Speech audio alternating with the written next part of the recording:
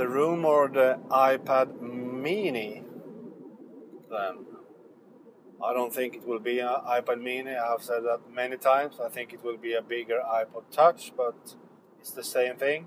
A 7-inch Apple tablet.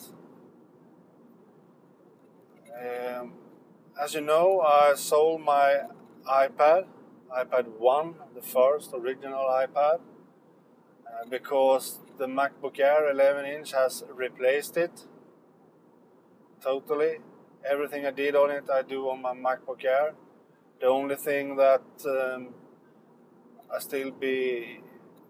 still used it for was reading, and for reading it was actually too big.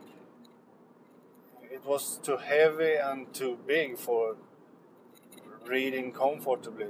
If you sit in your couch and reading, maybe it's great, but I always read in bed when I'm lying on my side in bed and reading, and then the iPad is really too big. Really too big. So you can't do that.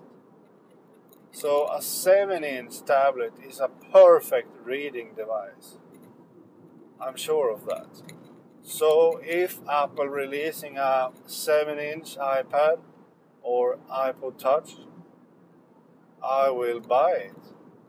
So I will have an iPad again, only for reading, only for consuming. I used my iPad 1, the original iPad, to create content and be productive and so on, because the iPad is so powerful, so you can have it for create content. But if I buy a 7-inch Apple tablet, I will only have it for consuming content, reading, because everything else I will do on my MacBook Air. And I will not buy an 7-inch Apple tablet if it's not as cheap as the Nexus 7. I was really near to buy a Nexus 7 instead of a smaller Apple tablet.